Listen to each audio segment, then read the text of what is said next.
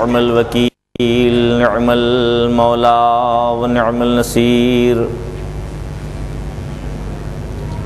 رب اشرح لی صدری ویسر لی امری واحلل عقدۃ من لسانی یفقہوا قولی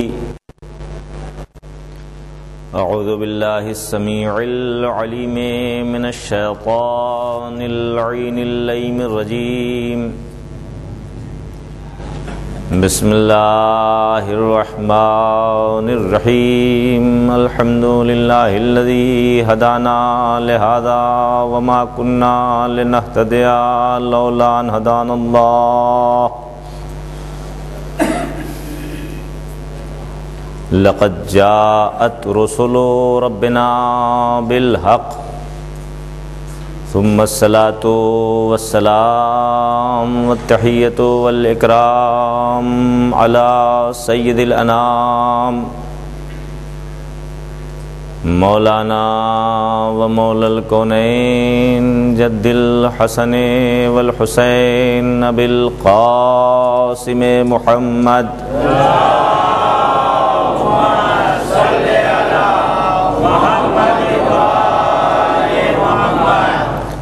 وآلہ الطیبین الطاہرین المنتخبین المنتجبین المعصومین واللعنۃ الدائمۃ الباقیۃ المستمرۃ علی اعدائہم وقاتلیہم وغاصبی حقوقہم ومنکری فضائلہم والشاکین فیہم والمنحرفین عنہم اجمعین من الآن الی قیام یوم الدین اما بعد فقد قال اللہ الحکیم فی کتابہ الکریم وہو اصدق القائلین وقولہ الحق بسم اللہ الرحمن الرحیم لیس البر ان تولوا وجوہکم قبل المشرق والمغرب لیکن البر من آمن باللہ والیوم الآخر والملائکہ والکتاب والنبیین وآت المال علی حبہ ذوی القربى والیتامی والمساکین وابن السبیل والسائلین وفی الرقاب واقام الصلاة وآت الزکاة والموفون بعہدہم اذا عاہدوا والصابرین فی الباساء والضراء وحین الباس اولئک الذین صدقوا واولئک هم المتقون صلوات پڑھیں محمد والے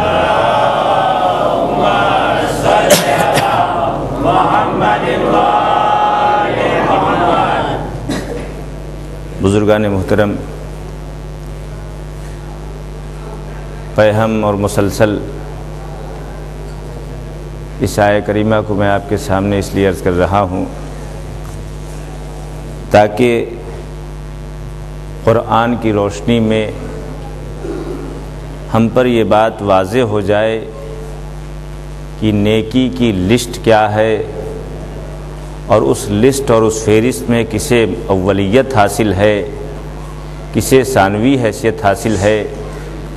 کسے پہلے ہونا چاہیے، کسے بعد میں ہونا چاہیے، اور یہ بھی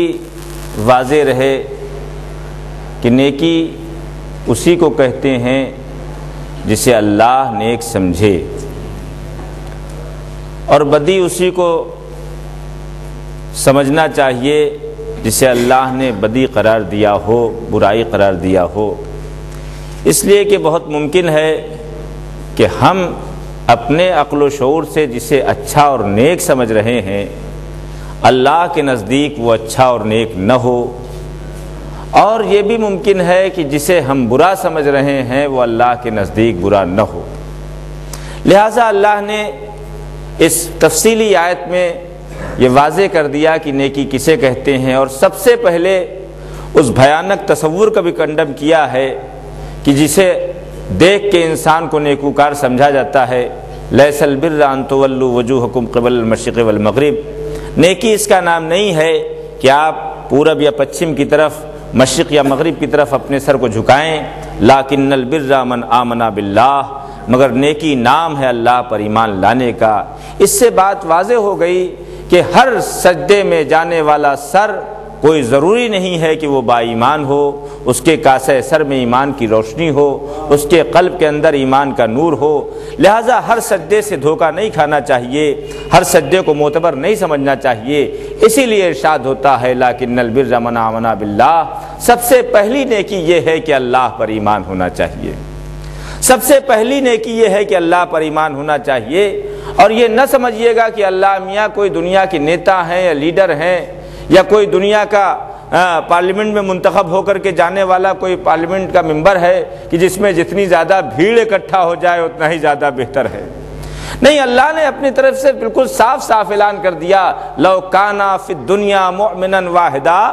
اگر پوری دنیا میں، توجہ فرمائیں آپ، صاحبان ایمان کی تقویت کے لیے یہ جملے ہیں، لو کان فی الدنیا مؤمنا واحدا، اگر پوری کائنات میں صرف اور صرف ایک مومن ہو،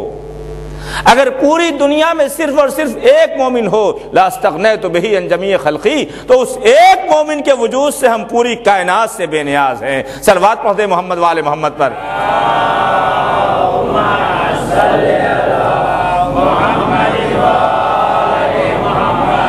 اس ایک مومن کے وجود سے ہم پوری کائنات سے بے نیاز ہیں۔ یہ نہ سمجھیں کہ ہم اللہ کے اوپر کوئی احسان کر رہے ہیں، ہم اللہ کے اوپر کوئی ایمان لا کر کے کوئی اپنے طور پر ہم کچھ منت گزاری کر رہے ہیں، نہیں، بلکہ اللہ نے ہمیں دولت ایمان سے مالا مال کر کے ہمارے ساتھ فضل و کرم کیا ہے۔ اسی لیے کہیں کہیں واضح بھی کر دیا ہے، یہ نہ سمجھنا کہ پیغمبر کو بھیجنا ہماری مجبوری ہے، بلکہ پیغمبر کو بھیج کے ہم نے تم پر کرم کیا ہے۔ اپنے عظیم سرمایہ کو ہم نے تمہارے پاس بھیجا ہے ہدایت کے لیے، جس کے صدقے میں ہم نے زمین و آسمان کو بنایا ہے۔ اب یہ افسوس ہے، یہ تمہاری عقل کی کمی ہے، یہ تمہاری کچھ فہمی ہے، نافہمی ہے کہ تم اسے بھی اپنے جیسا بنا رہے ہو، جبکہ تم قرآن، میں نے کل آپ کے سامنے عرض کیا ہے کہ بشریت کا سلسلہ جہاں سے شروع ہوتا ہے اسے آدم کہتے ہیں، اور یہ وہ ہے جو آدم سے پہلے ہیں، یہ وہ ہے جب آدم آب و گل کے درمیان تھے۔ ہاں، جو ان کے ساتھ بشریت پیوست ہے، ان کے ساتھ جو وابستہ ہے، یہ عارضی حیثیت سے ہے، یہ عینی حیثیت سے نہیں ہے۔ جناب آدم کے ساتھ عینی حیثیت سے بشریت وابستہ ہے۔ تو عزیزان گرامی، وہ جسے اللہ نے طٰہٰ کہا، وہ جسے اللہ نے مزمل کہا، وہ جسے اللہ نے مدثر کہا، آپ کو کیا حق پہنچتا ہے کہ اسے اپنے جیسا کہہ لیں؟ اصل میں نے کل عرض کیا تھا، فرعون اور فرعونیوں کے دماغ میں یہ ہے کہ کچھ اللہ کو صفات کے اعتبار سے نیچے لے آؤ اور کچھ خود ہم بلند ہو جائیں اور دعوی خدائی ہو جائے، ہمارا مقصد پورا ہو جائے۔ اسی انداز سے منصب رسالت کو بھی کچھ نیچے لانے کی کوشش کی جاتی ہے، کبھی اپنے جیسا کہا جاتا ہے، ورنہ قرآن کیا کہتا ہے، تاہا ما انزلنا علیک القرآن لتشقی، ہم نے اس لیے قرآن نازل نہیں کیا ہے کہ آپ مشقت میں پڑ جائیں۔ یا ایھا المزمل قم اللیل الا قلیلا، اے کالی کملی اوڑھنے والے، اے میرے حبیب، اے میرے پیغمبر، آپ ذرا نازبرداری دیکھیں، آپ ذرا انداز تخاطب دیکھیں، اے میرے پیغمبر، اے میرے کالی کملی اوڑھنے والے پیغمبر، ہم نے اس لیے قرآن نازل نہیں کیا ہے کہ آپ مشقت میں پڑے رہیں، ہم نے اس لیے نہیں آپ کے لیے دین بھیجا ہے کہ آپ رات کو زیادہ دیر تک کھڑے رہیں، آپ رات کو زیادہ دیر تک عبادت کے لیے توجہ فرمائیں، عبادت کرتے رہیں۔ آپ نے اسے آسانی سے لے لیا۔ میں مثال کے ذریعے واضح کروں تاکہ آپ سمجھیں کہ پیغمبر کی عظمت کیا ہوتی ہے۔ صلوات پڑھ دیں محمد والے محمد پر۔